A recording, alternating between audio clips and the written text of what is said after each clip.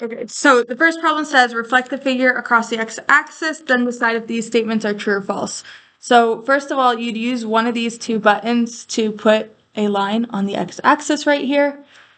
And what's nice is it will reflect the shape for you, so you don't have to reflect this one point by point. There's another one where you reflect it point by point, but this one, it'll just reflect it on its own. And the key is here, like when you reflect a shape, these two are congruent. They're congruent, meaning they're the exact same shape and size and all the dimensions are the same.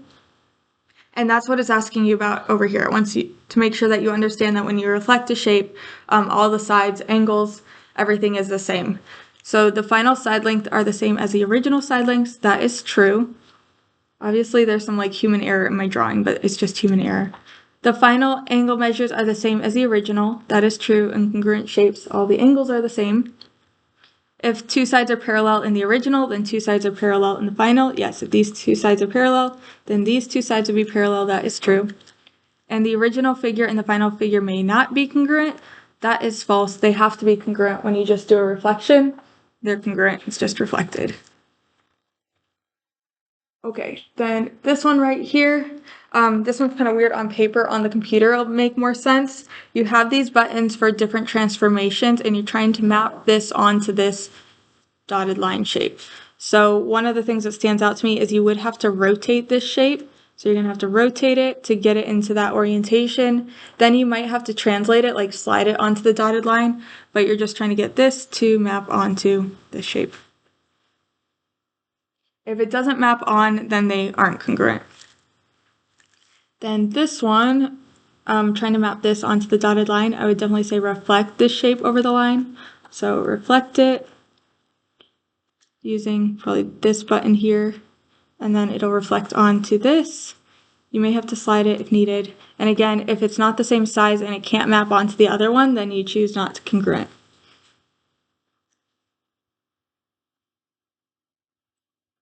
Okay, then over here, draw the reflection of the following triangle over line P.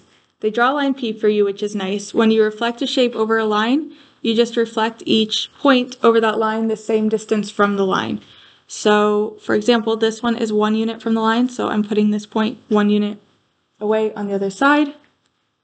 This point is 1, 2, 3 units, so 1, 2, 3 units right here.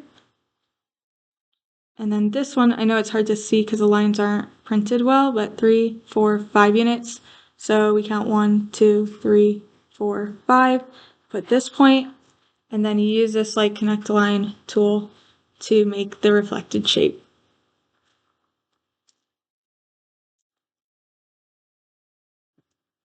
Okay, next, over here, we have a reflection of DEF across the x-axis. What's nice is they graph both shapes, so DEF would be the original, and then this one is the new shape. It has the prime marks. It asks for the coordinates of these points. Now, on actual ALEKs, you'll be able to see the coordinates much better. This didn't print very well. So the coordinates here are -6, -5 for D prime. F prime is at -3, -2, and E prime is at 4, -7.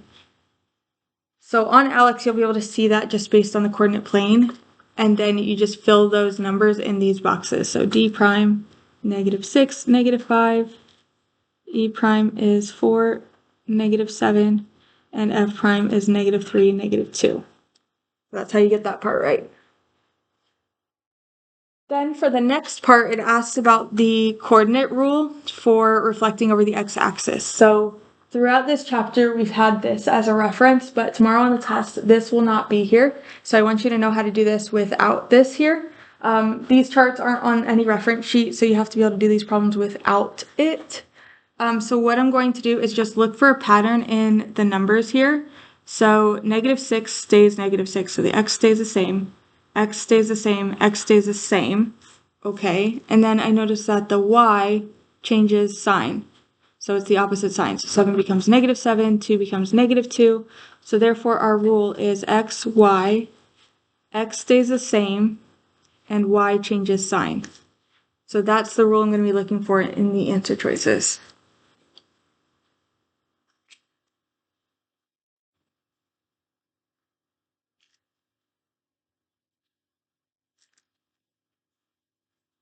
Okay, so that's all the reflection problems that you'll have, and now we're going to move to translation.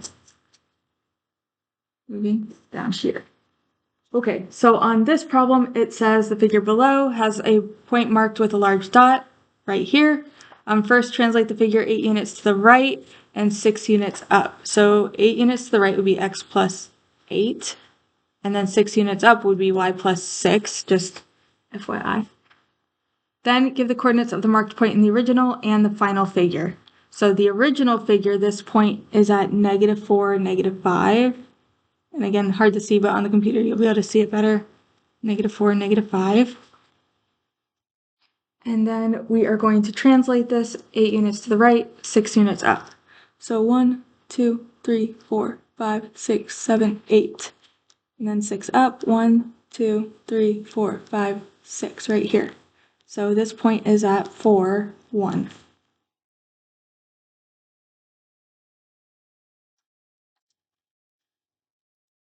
And you could also use a coordinate rule here too, like x plus 8, y plus 6, and you'll notice -4 plus 8 is 4, and -5 plus 6 is +1. So either way works. Okay, and over here, we're going to translate an entire shape now. It says, draw the following triangle after translation, 4 units to the left, 1 units up. So for each point, we're going to move it 4 units to the left and 1 unit up. So 1, 2, 3, 4, 1 unit up. 1, 2, 3, 4, 1 unit up. Like that. Connect our dots. And there is our new translated shape.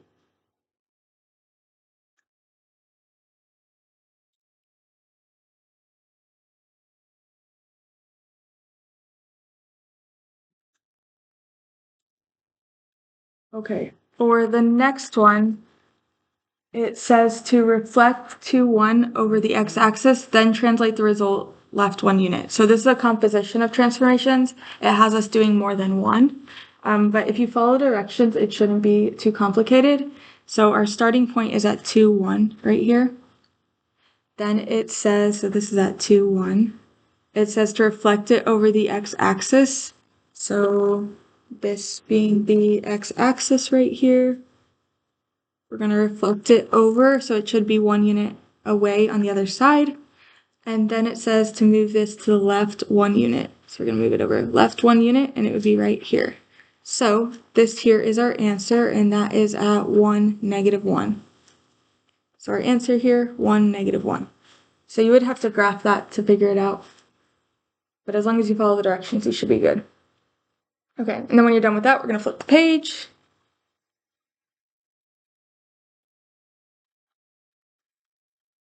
Okay, and then for this one, this is the one I had the most questions on last week, actually. It says, in the coordinate plane, x is at -3, -3, and is translated to x prime, -1, -7. Under that same translation, what would, with y being this and z being this, what is y prime and z prime? Okay, so first thing you want to do is graph this. So you're going to graph these 2 points. So on my graph, just making a graph. I kind of know where these points are going to land, so I'm making my graph oblong like this. Okay, so it says x is at -3, -3. So here's x at -3, -3. And then x prime is at -1, -7. 1, 2, 3, 4, 5, 6, 7. Okay, here's x prime, -1, -7. So I'm looking at how they're moving from this to this. So they move to the right 2, so that would be +2 for the x, and down 4, so that would be -4. So my coordinate rule right here would be, and I'm going to write it up here if we can make it fit, x plus 2, y minus 4. And then I can use this with these coordinates to figure out z prime and y prime. Okay, so now that I have this, I'm going to just work with over here. So y is negative 6, 0. I'm going to do x plus 2, y minus 4, and then y prime. Negative 6 plus 2 would be negative 4, and 0 minus 4 would be negative 4. So this is this answer here, negative 4, negative 4.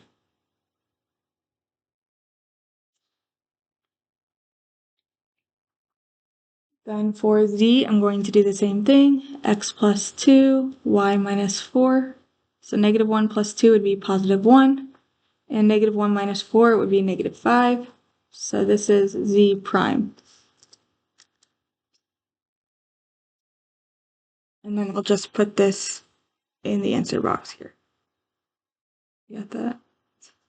So then I'm putting it here, 1, negative 5. One more question on translations. This one right here, it says that triangle RST is translated 7 units to the right, 6 units down. So that would be x plus 7, 7 to the right is plus 7, and then 6 units down, y minus 6. So that is my rule here. And it has it already graphed, which is nice. Here in this part, I don't know whether I should zoom out or what. Okay. In this part, it just wants you to put the coordinates of r prime, s prime, and t prime. So I'm just going to grab it off the graph. So r prime is at 0, 2. S prime is at 4, negative 4. And t prime is at negative 1, negative 5. Okay, so I should get that part right.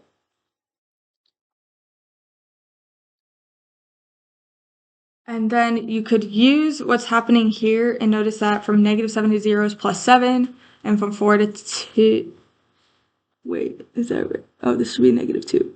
4 to negative 2 is minus 6, or we have the rule that we wrote down here. We can just match that to the answers down here, and it would be this one.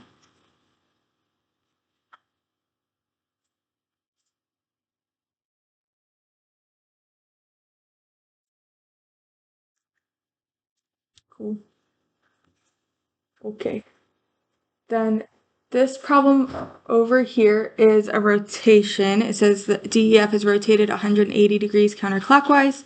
So it's being rotated 180 degrees to get this here. The result of DEF prime is shown below. Cool. It asks us for the coordinates of DEF.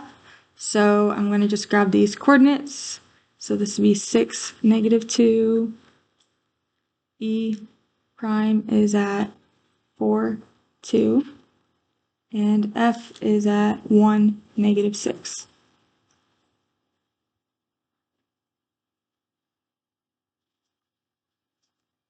Okay, so I just grabbed those off the graph.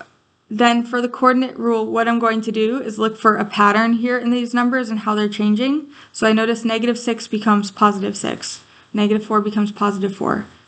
Negative 1 becomes 1. So for the x, it's changing sign. So we got negative x. And then for the y, let's see, 2 becomes negative 2. Negative 2 becomes positive, and 6 becomes negative. So it's opposite sign for the y as well. So x, y is becoming negative x, negative y, and that's what I'm looking for in the answer choices.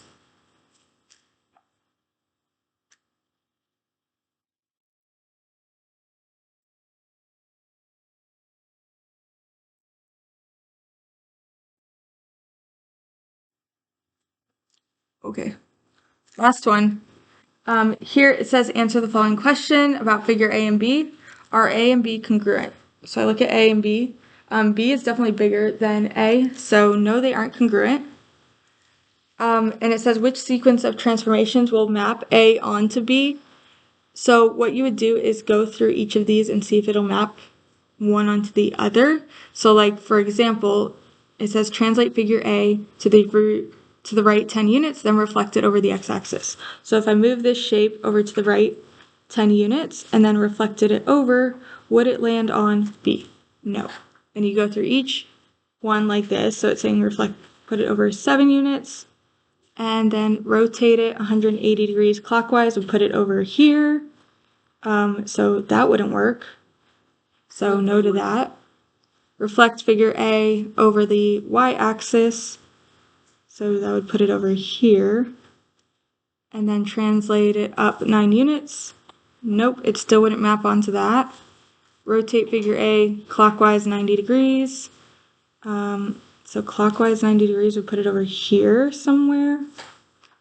And then translate it to the right 10.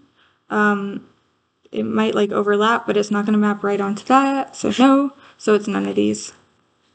To be honest, if it's not congruent, it's going to be none of these because you don't have a dilation or anything. So it's not congruent, so it won't map onto it. But some of them will. Like if it is congruent, you just go through each answer choice and see which one will map onto that. Okay, that's it all. What you're going to do now is do the chapter 4 practice test on ALEKs. So go ahead and grab a computer, log on to ALEKs. So to do chapter 4 practice test homework on